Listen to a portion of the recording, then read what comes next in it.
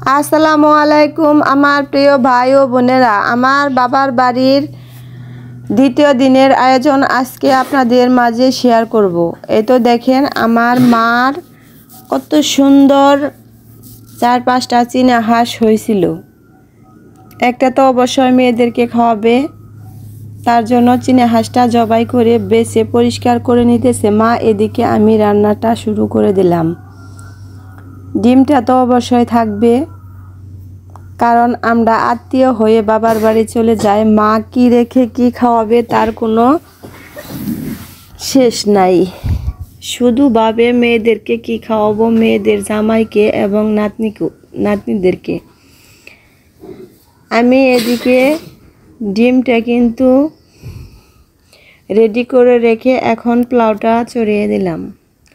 পোলাওটা তো থাকবে, অবশ্যই থাকবে, কারণ হচ্ছে যে আজকে আমার খালা চলে আসছে। ভাবলাম খালাকে হাঁস জবাই করে চীনা হাঁস পোলাও রান্না করে খাওয়াই, আমরাও সাথে খাই।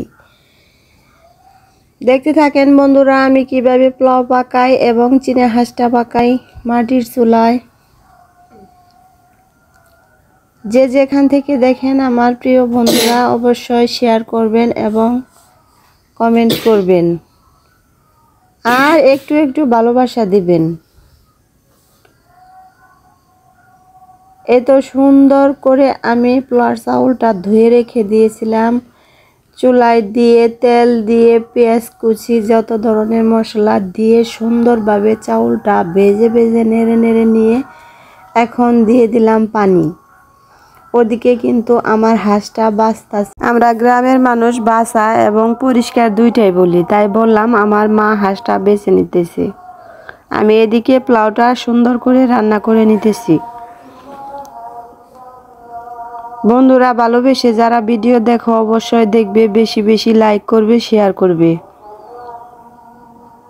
বড় বড় বন্ধুরা যারা আছো, ইউজার যারা আছো, তাদের মতো জানি আমরা ছোট ইউজার একদিন বড় হতে পারি। আর আমরা ছোটদের পাশে থাকতে পারি সব সময়। এই দেখো কত সুন্দর চীনা হাঁসের মাংসটা, অনেকগুলো মাংস হয়েছে কিন্তু।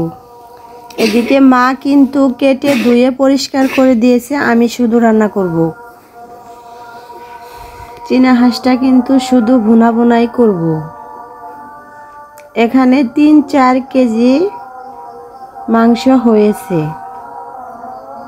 আমার মা অনেক বড় বড় হাঁস কিন্তু পালে, এগুলাই মাঝে মাঝে আমাদেরকে জবাই করে খাওয়ায়,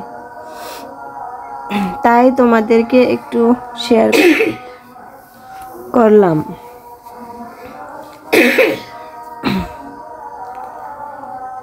দেখো বন্ধুরা কিভাবে রান্না করি। এই রান্নার মাঝেও কিন্তু একটা দুঃখ আছে। যেখানে আমার বাবা নেই সেখানে আমার মনও ভালো নেই। বাবা আমাকে অনেক ভালোবাসতো, অনেক আদর করতো, আমার সন্তানদেরকেও অনেক ভালোবাসতো। তাই অনেক সুখের মাঝেও বুকের ভিতর একটা দুঃখ চাপা দিয়ে রাখি।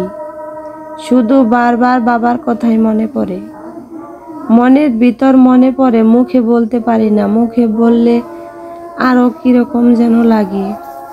তাই ভাবলাম একটু বন্ধুদেরকে শেয়ার করি। এই তো দেখো সুন্দরভাবে আমার হাঁস বোনাটা হয়ে গেছে। এভাবেই কিন্তু আমরা হাঁস রান্না করে খাই। বন্ধুরা তোমরা কিভাবে রান্না করে খাও অবশ্যই আমাদেরকে জানাবা। এই দেখো হাঁসের তরকারিটা কত সুন্দর ভিউ চলে আসছে। হাঁসে কিন্তু অতিরিক্ত তেল থাকে বড় হাঁসে, এগুলা রান্না করতে করতে কমে যায়, তেল